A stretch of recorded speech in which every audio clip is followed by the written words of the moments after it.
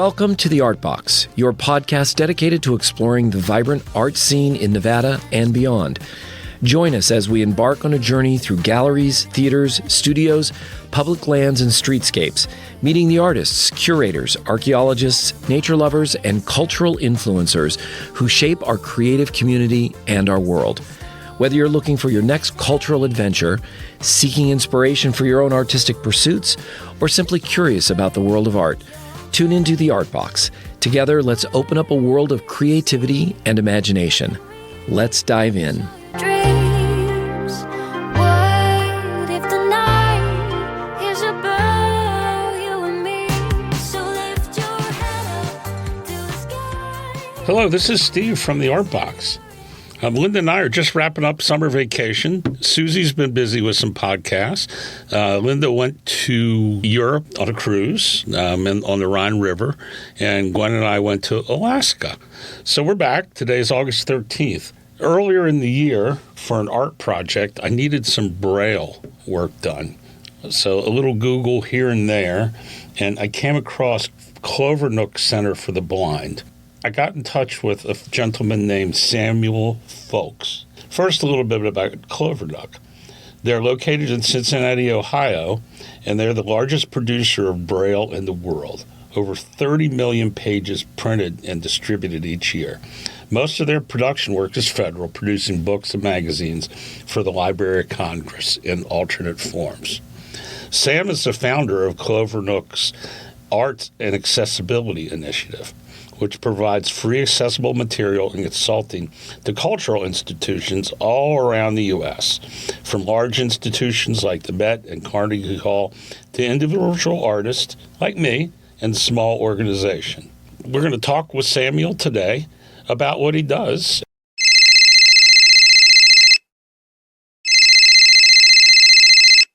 Good afternoon. It must be Sam. Hi, this is Sam. Hi, Sam. Is it Samuel or Sam? Either is fine. Okay. Well, Sam, this is Steve. Very nice to meet you. I just came from the West Coast last night. I was out in Oregon for a few days, so I was just in your time zone. Oh, no, you flew all the way back just for this today? No, I was out visiting some friends, so I Okay. had a few days off. Okay. Was there a lot of smoke there still? We went through Oregon. It was still pretty smoky. Yeah, well, the sky was pretty hazy. My friends are telling me that it's fairly common now these days in the summer, the wildfire smoke. Yeah. So, Samuel, thank you. I know that you saved me. I had a little project that I was working on. I needed some Braille, a little art project, and I Googled and I found Clovernook, and then I found you. You were my savior, and you got me what I needed, and I actually won a ribbon, an honorable mention for the art piece. So, thank you very much. Yeah, cool. Happy to help. So, and with that, I'm just really interested in what you do. So you want to explain a little bit about Clovernook? Sure. So Clovernook Center for the Blind, we were founded in 1903 by a pair of sisters, one of whom was blind, the Trader sisters, and they decided they wanted to open a home for blind women, and persuaded William Proctor of Procter & Gamble to purchase the land that we sit on today. It's about 30 acres on the outskirts of Cincinnati, Ohio. And when they founded the organization, they quickly realized that they wanted to not just be a home, but they also wanted to provide employment for the residents. So that began a year or two after we opened with weaving. We had a weave shop here for many years. In 1914, we were gifted a printing press. So Cincinnati in the early 1900s was one of the printing capitals of the United States. It was second only to New York in terms of the amount of printing that was going on at the time. And even today, we punch above our weight in terms of how large we are as a city and how many printing companies we have. So as a result of that, a lot of our early donors were in the printing industry, and someone approached Clovernook and offered us a press, and we said, sure, why not? And so in 1914, we became the first printing press. operated by the blind. And today, that's still something that's unique to Clovernook. We have a workforce that is over 50% blind or low vision. And over the years, we've grown to become the highest volume producer of Braille in the world. We print about 30 million pages a year. About 75% of that is federal. So we do a lot of Braille for the Library of Congress, producing accessible versions of books and magazines. And then the other 25% is a mixture of kind of private clients and companies. For instance, we do all the Braille menus for McDonald's. We just did a bunch of Braille for the U.S. Olympic Committee for the Paralympic Games coming up. Lots of different odds and ends here at Clovernook. Wow, that's incredible. I had no idea. So now you're the founder of Clovernook's Arts and Accessibility Initiative. You want to talk a little bit about that? Yeah, for most of our history, we've been pretty anonymous. We don't have a ton of name recognition, and a lot of that is due to the fact that we have primarily been a federal contractor for most of our history. We've been producing for the Library of Congress for 75 plus years, and we didn't really have our own programs. So we were kind of a middleman for other people's programs. And in the last 5 to 10 years, we've been really trying to build out our own programs and services that kind of tie into our core strengths. Those strengths being the ability to print high quality, accessible materials and produce them, and the fact that we have this inclusive workforce so that we can design and make things and have folks test and design and make them here who are served by them. So the first program that I founded in 2016 was our Arts and Accessibility Initiative, as you mentioned, and that provides free accessible materials to cultural institutions. And they are all inclusively designed. So we have an arts team here at Clovernook that's primarily people who are blind or low vision. So every project that we work on with a cultural space has end user input and involvement so that we can ensure that we prioritize what that audience would like to see in the space and that those materials are then made with the input and QA of people who are blind or low vision. And the way it works on the Clovernook end is we get grants and funding to support our program. So when we complete a project for a museum, we get refunded from the grant pool. But it's really a way for spaces to experiment with accessibility and see the impact on their visitors or the folks that are engaging with the art without having to spend a lot of money or without knowing kind of where to start. And so over the last 8 years, we've worked with hundreds of different institutions all around the U.S., big spaces like the Met and MoMA and Carnegie Hall, all the way down to individual artists in the Cincinnati community. We are very flexible with how we define a cultural institution. So that can be a gigantic space, or it can be a very small, very local space. And it's been really interesting to see how the program has grown and evolved over the years. We provide lots of different types of services and materials, not just Braille. So, yeah, I see audio description, graphics. Yeah, we kind of like to start with what we call accessible print. So one exercise that we kind of encourage museums to do is to kind of start with their most basic print materials, walk around their space and list what's in print, and then ask themselves, is this in an accessible format? And if it's not, then that's often where we start because it's very easy for us to do. So things like brochures or gallery guides, in Braille and large print. But we also provide things like tactile graphics, and these are 2.5D. Think that they're raised textures that represent typically artwork, paintings or sculptures those are a little bit more involved. We have recently, in the last few years, been doing a lot of 3D printing and scanning. So going into a museum, scanning art objects with a 3D scanner and creating exact replicas so that folks who come visit can feel the artwork, the sculptures, the objects, when the pieces that typically can't be touched.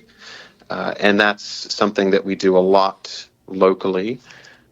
And then, yes, audio description, anything that will help bring to life the culture that's within the space we're working with. So, that can look very different if it's a art gallery versus a performing arts space versus something like a botanical garden. Every project is a little bit different, but we try to really think creatively when it comes to what types of media could help enhance the experience. And that's why it's so great to have so many colleagues that are blind and low vision, because they are essentially the ones who can help direct what would make this experience an enjoyable one for them. Yeah, I assume that enhancing experiences for low vision or blind folks is just inspirational daily. Then, well, is it fair to say that if you are blind, are your other senses heightened then? And I was interested, you said 3D printing, so the sense of touch would be heightened? I'd be careful to say, I wouldn't quite say they were heightened. There is kind of a misconception out there that people who are blind kind of have more sensitive hearing, or things of that nature. And it's not quite true. What I will say is that people who are blind, who read Braille, do have more tactile sensitivity if they're Braille readers, because that is a kind of learned or trained skill when you're learning Braille. It does rely on a kind of tactile training, to where you may be a little bit more sensitive when it comes to kind of small details on a tactile object. Okay. Addie here. I wanted to jump in with some details of tactile skills that Samuel is referring to. A tactile skill for the blind refers to any ability or activity that involves the use of touch to interpret or interact with the environment. These skills are essential for those who are blind or visually impaired, as they rely on the sense of touch to navigate the world and accomplish daily tasks. Some common tactile skills include Braille literacy, the ability to read and write using the Braille system, which consists of raised dots representing letters and numbers that can be felt with the fingers. This skill is crucial for accessing written information without sight. Tactile graphics, understanding and interpreting raised line drawings, maps, or diagrams that represent visual information in a format that can be felt. Tactile perception in orientation and mobility, this involves using touch to navigate through environments.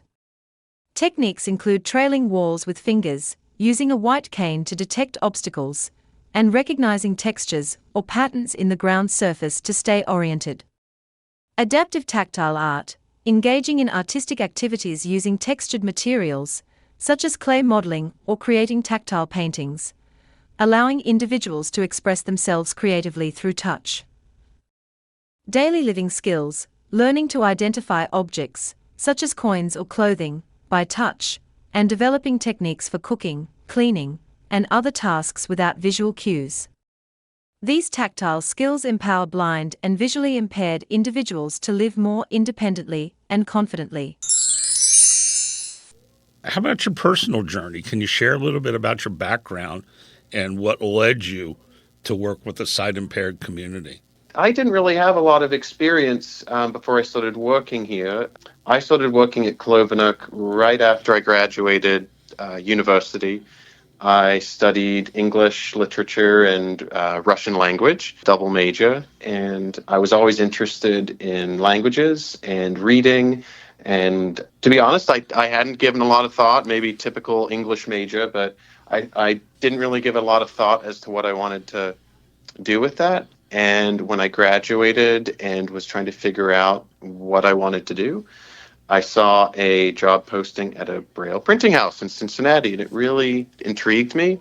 And I started working here, and it was just one of those things where as soon as I started working here, I was just fascinated by the work. I really wanted to kind of learn everything there was to know about Braille and how all the equipment works and how it's made, and really did a lot of self-education, taught myself Braille.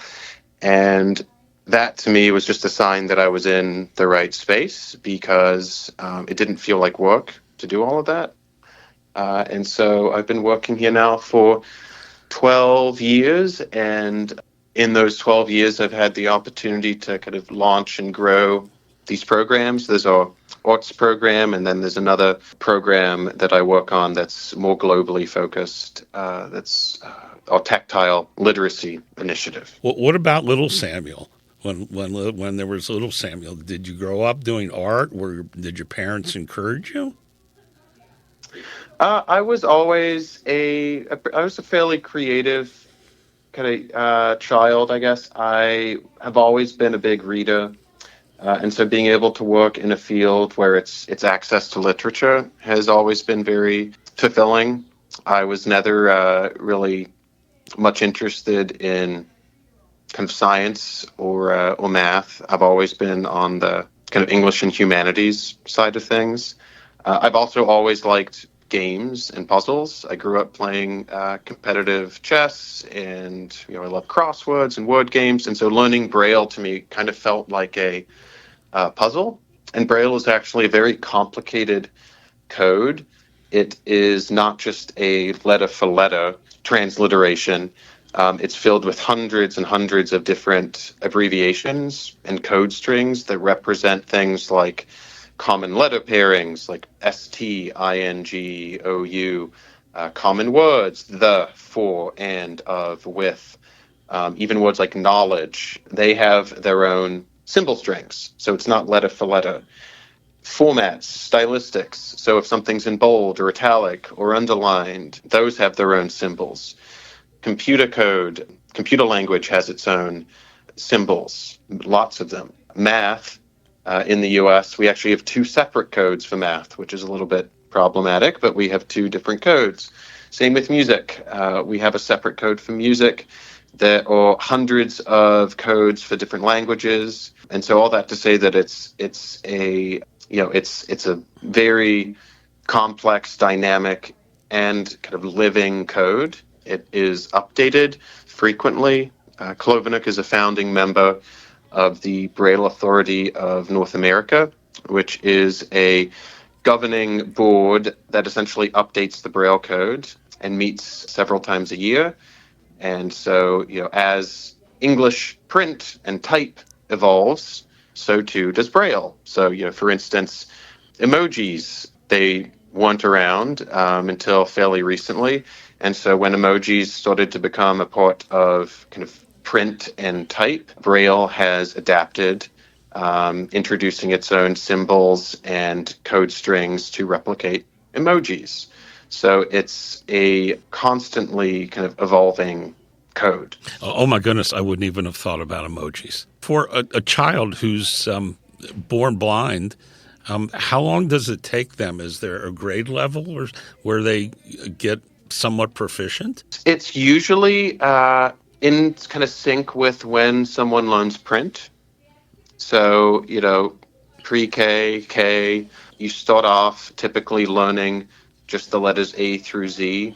There's a form of Braille called grade 1 or uncontracted Braille, where everything is spelled out letter for letter. But then as a child kind of gets into the 7, 8, 9-year-old kind of level, they're learning their contractions, and those are those abbreviations I mentioned. And the reason that there are all those abbreviations is just it makes it a lot faster to read. Braille takes up much less space. Up until actually 2016, every English-speaking country actually had its own kind of slightly different version of Braille. So it wasn't until about 8 years ago that we standardized across English-speaking countries. So now a child that's learning in England or South Africa or Australia is learning the same Braille as they are here in the U.S. What are some of the bigger challenges in teaching Braille? And my mind is especially thinking about those who have lost their vision later in life. It's fairly uncommon for someone who loses their vision later in life to learn Braille. It is a skill that takes some time to acquire. I have met folks who have done it. Typically, you'll find that someone who's losing their sight in their 70s or their 80s is more likely to lean on audio than they are Braille. A part of that is it can sometimes be hard to connect someone to kind of services to learn Braille, but also it's work and it takes a lot of time. So I'd say, what we're seeing in the US is that more people are losing their sight later in life, and there are less children who are needing to learn Braille proportionally than there were 50, 60 years ago. A lot of the kind of early childhood blindness in the 50s, 60s, and 70s was as a result of children being born prematurely and medical technology kind of not being where it is today.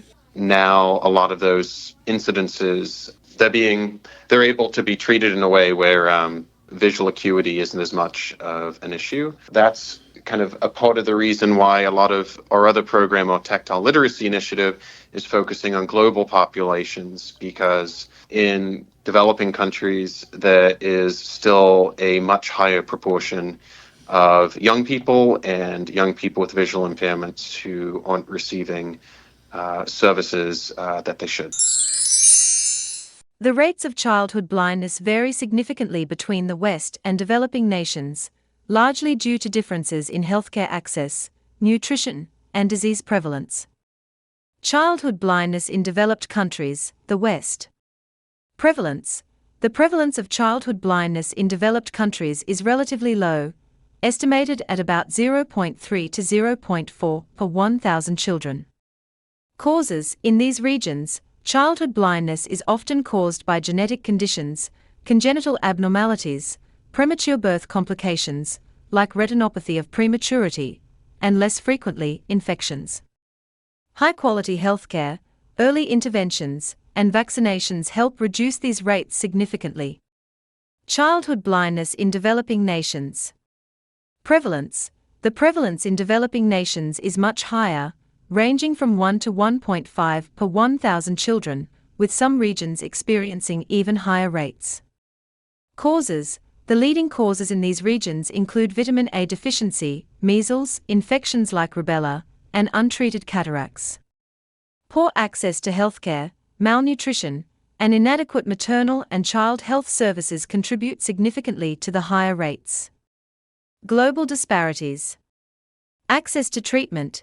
Children in developing countries often lack access to preventive measures and treatments, such as vitamin A supplements, vaccinations, and surgery for treatable conditions like cataracts, which are more readily available in developed countries. Long-term impact. Childhood blindness in developing nations can have severe long-term social and economic impacts due to limited opportunities for education and employment for those affected. Efforts to reduce these disparities include global health initiatives focusing on vaccination, nutrition, and improving access to eye care services in under-resourced regions. Well, I do want to mention the other program I work on just a little bit, because it gets me very excited as well. It's a little bit tangential to our arts program, but our tactile literacy program is also primarily based around 3D printing, but we're working with global populations. So the end of last year, we opened a makerspace in Nairobi, Kenya.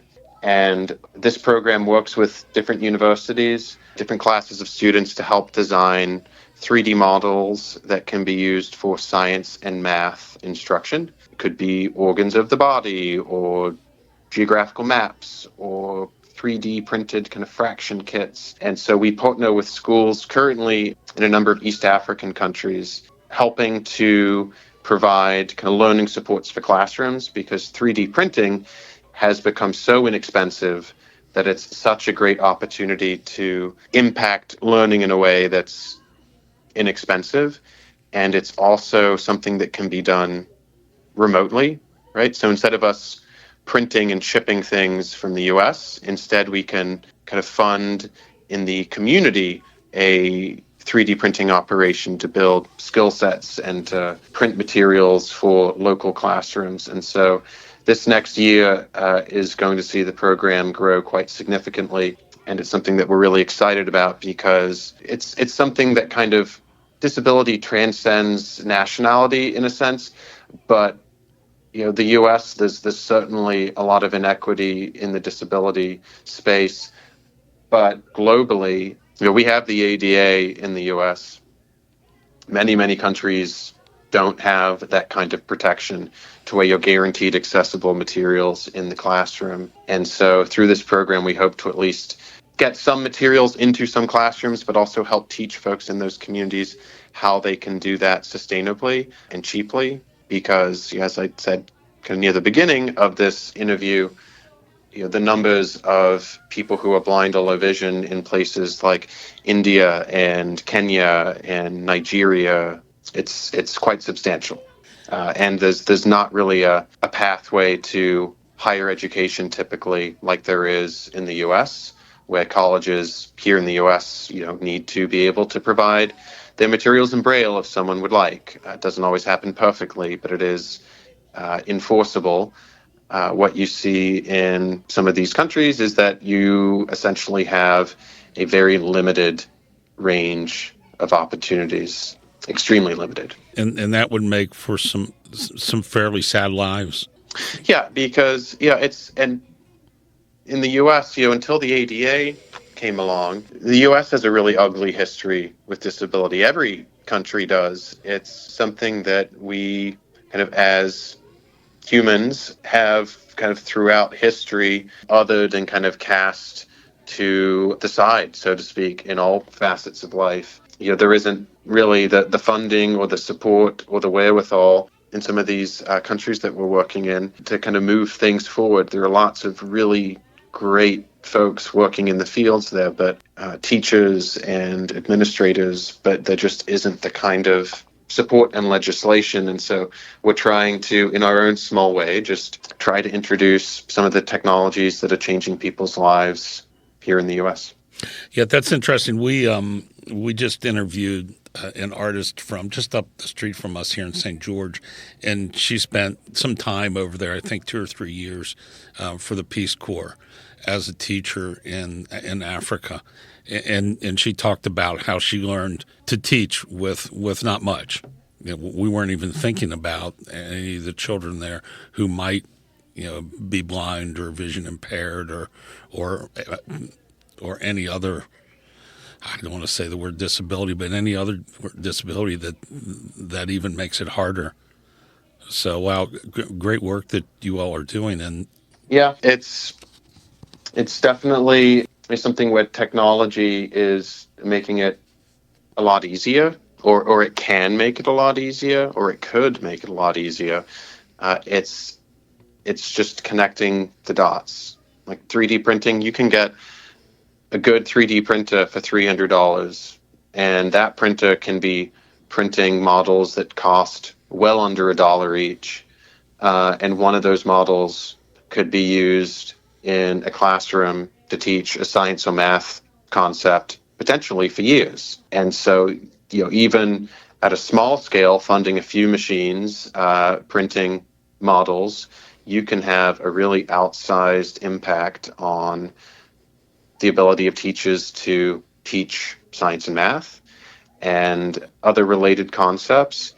And then if we're making teachers' lives easier and concepts easier, then students are better able to perform and learn, which, it's kind of a rolling stone approach or a snowball approach, where we hope that by impacting kind of early learning and literacy, that down the line there may be greater impacts, because it takes a village, and it's not something that we think we can solve. We just are trying to kind of do what we can to at least provide something. some support.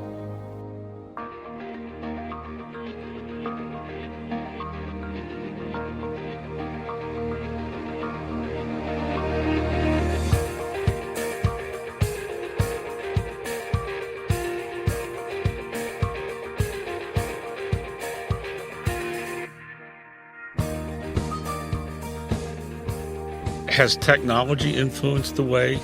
Yes, how it's taught and how it's produced. So I've got a few colleagues here at Clovernook. One of them has been working here for 48 years. She started working here in the mid 1970s, and Braille production was computerized kind of in the late 1970s, early 1980s. And along with that kind of computerization of production, you saw all sorts of devices coming out to help with education and reading amongst the general population. So one device that is kind of universal amongst the population, it's called a Braille display. So it is a kind of a live Braille, kind of like an e-reader. So think of it like a Kindle or a tablet, where as you cycle through a online document or a Word document, there are pins that are rising and falling and essentially giving you live Braille as you it translates what's on the screen or on an SD card into Braille. What we're seeing right now in the field are kind of this next wave of devices that are able to provide live graphics. So this is huge in education because traditionally textbooks for science and math are extremely expensive and quite painstaking to produce because you have to reproduce all of the diagrams in kind of a tactile form. And that is something that is not done easily or cheaply. What these new devices are trying to do, they can access the kind of print file and automatically create a tactile image. And it's really revolutionary in the education field because it's going to make it so much easier to provide learning materials for students. And, it's something that is happening like now. The first device is coming out fall. It's called the Monarch. It's a really, really neat piece of technology. Oh, that's incredible.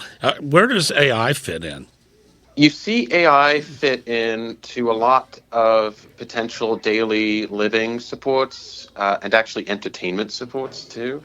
So there's a whole wave of technology being developed and tested around daily living and AI. So when you have someone who's blind, say, who wants to read their mail or get help crossing the street or get help in a supermarket picking out what they want, typically that has been reliant on someone sighted helping them. So whether that's someone in person volunteering or through, for a number of years now, like an app on your phone. There's one called Be My Eyes, where it'll pair you up with someone sighted who can help you with whatever you're doing.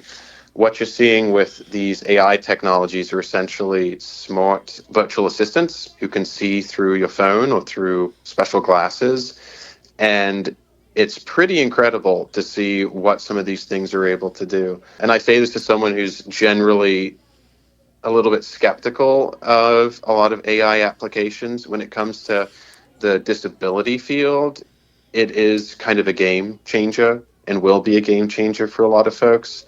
So as an example, there are these glasses called Envision glasses that I learned about earlier this year that are in beta testing, where if you wear the glasses and you look around, it describes what's around you in a live feed, right? So if you think about being non-sighted and having glasses that can describe everything around you, that's a game changer. The really kind of slightly weird, but also really kind of fascinating part of that particular technology is they demonstrated how you can actually give your assistant its own personality by writing a biography, like a character overview of your assistant. And based off of that, the assistant will change the type of language it uses and the accent it uses. It's like something out of a science fiction novel, to be honest. But daily living, it is something that is going to be pretty revolutionary because it's going to allow folks to experience life independent of needing kind of another human, right, to help them. And some folks prefer to have human assistance, which I totally get. And it's definitely not going to be for everyone. But there are a lot of folks I know who have been kind of testing this technology, who've been reading about it, that are really excited by it, because you don't always want to have to ask someone to help you read your mail or to help you with kind of things that may be more personal. AI technology is going to help change a lot of that for folks. Wow, that is fabulous. What are some of the most challenging aspects of your work? I'd say some of the more challenging things recently have been, everything we do here, we have accessibility in mind. Anything that we make or process that we do, our general philosophy here is we have to make sure it can be done by someone who's blind or low vision too. We have this employment mission kind of at the center of our nonprofit to employ people who are blind or low vision. And that's the case from kind of senior leadership all the way down to entry-level opportunities. And with a lot of more recent technology, that's actually proving quite challenging. So, the Americans with Disabilities Act, the ADA, covers a lot of physical accessibility, but there are big gaps when it comes to digital accessibility. So whereas if someone's constructing a building, from scratch, there are all these accessibility guidelines and considerations so that at least someone can navigate the space at a very basic level independently. And to be sure, the ADA is really just minimum standard. It's not the ideal, but it's at least a minimum standard. What we're finding with kind of more recent technologies, because there aren't those standards and regulations, a lot of them are not accessible. So as an example, we have a 3D printing makerspace here at Clovernook. We use it to print a lot of pieces for our arts program and our tactile literacy program. And this year, we started an access audit of all of that equipment. I have an intern currently who is blind and is testing all of our programs and softwares, and nearly all of them are inaccessible. They're basically dead ends. So for instance, 3D printers that only operate off of touch screens that don't have any sort of haptic or sound feedback. It's completely inaccessible. Or programs that you use to design 3D models that do not work with what's called voiceover technology, which is technology that reads back kind of what's on your screen. We're documenting all of these different kinds of dead ends. And so our hope is that kind of digital accessibility is something that future iterations of ADA or kind of federal guidance around online accessibility will take into consideration, because it's kind of a new frontier and a lot of these developers aren't really thinking about accessibility because they're not being prompted to. So that I say is one of our kind of bigger challenges. You're so involved in the arts, and for me, of course, I have my sight. When I walk into a new art gallery or a new exhibition in our local art gallery, I'm excited to see. I'm sorry I'm using that word, to see, but can you explain? No, you shouldn't don't avoid the word see. Trust me. So can you explain, do you have some art projects that you've helped with or your folks have done there that are just very exciting to you and to others? Well, I would say that every arts project we work on is exciting in some way or another, because I've got a colleague who likes to describe kind of his experience going into most museums as like walking into a desert. Typically, you have print that's not accessible, and you have exhibits that are not accessible, and most spaces historically have not really been inclusive of the disabled population. So anytime we get to make a small difference in a space is exciting because it feels like we're starting to tilt the scale in the other direction. I will say that some of our kind of projects around 3D models and tactiles are ones that we get extra excited by because it's a way to really bring things to life that have been closed off. So some examples might be like the Museum of the American Revolution in Philadelphia. They've got displays of various tents that George Washington and his officers used, giant old canvas tents, can't be touched. And we recreated those in 3D models to exactly kind of replicate what it looks like. And they installed those in a gallery space. So now, not just anyone who's blind or low vision, but anyone who visits the gallery can kind of have a hands-on feel of what the tent looks like. And those kinds of projects where we can get pieces installed in a gallery are particularly exciting because 3D models don't just impact people who are blind or low vision, they can impact anyone's experience. So the tactile projects we do usually get a decent amount of attention. We've been doing a lot of scanning the Cincinnati Art Museum here for the past year or so. We've scanned a couple dozen pieces in their collection now, creating these kind of exact replicas. And those I've seen the impact that those have on folks who come visit. And so those are always very exciting pieces for us to produce and print. Okay, I'm certainly enjoying this. I got the biggest smile on my face. This is quite amazing. So can I ask, who is the most inspirational person in your life? I don't know that there's any one person. I'd say that really is, it sounds kind of corny, but it is my team of colleagues here at Clovernook. I've learned and grown so much over the last 12 years. I kind of came into this position as a kind of a snotty college student, basically. And it's really just exposed me to a whole world of inequity and it's a civil rights struggle in the disability world, and I've met so many folks who are dedicating their lives to trying to kind of tilt the balance back in their favor a little bit. And there's this really interesting kind of definition of disability that I've kind of learned over the last number of years that I really think is worth thinking about, which is, there's the medical definition or the traditional way you think about disability as, someone can't see because of X, or someone is in a wheelchair because of Y, and that's a disability.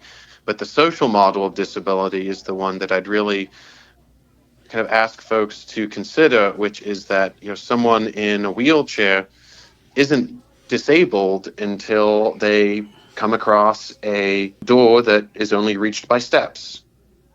Someone isn't disabled who's a Braille reader until they walk into a space where the only thing available is print. Disability in this kind of frame of reference is really a design issue, and it's how we as people tend to design for the majority and to exclude the minority.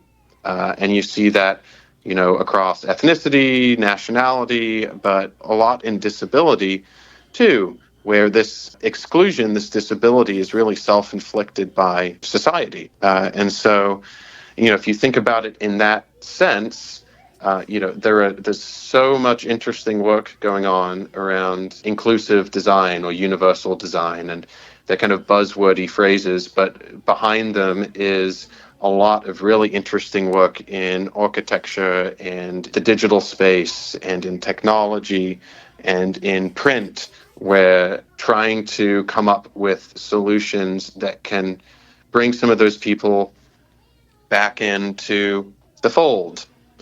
Because, for nearly everything out there that can disable a person in terms of access in the year 2024, there are solutions to nearly all those things. It's education and, in some cases, legislation that's needed to help kind of bring that to the forefront. Yeah, I love it, Samuel. Thank you. And that's, each of us in our daily life need to be cognizant that we're not helping disable someone. Yeah, is there anywhere that our listeners can learn more about this? Sure. They can go to our website, www.clovernook.org. I will caution you that we are launching a new website at the end of this year. So currently our site is, I think the kind way to put it is maybe suboptimal. It's been a long time coming. We're really excited about the new site, but there is information on our website. We are also on Instagram and Facebook, and we post a lot of our projects and work on those social media pages. So I'd encourage them to come check us out. Okay, and there's a way to donate? Yes, there is a donation page on our website. So if you go to the Clovernook website and you'd like to make a donation, we'd love that. Every dollar goes towards our mission and our programs. And so if you feel inspired to help, then please feel free to do so on our site. And if anyone wants to learn more, my contact information is on the Braille section of our website also.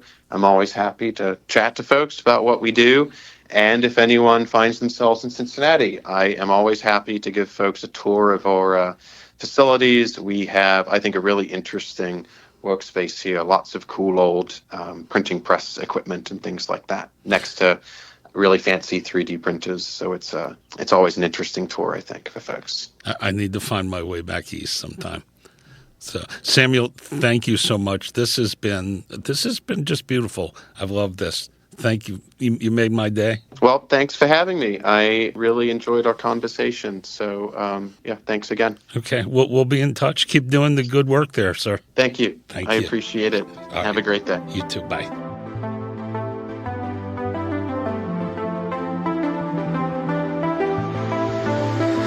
Broadcasting from the Mesquite Works Steam Center in the scenic Mojave Desert, the Artbox sponsors thank you for listening.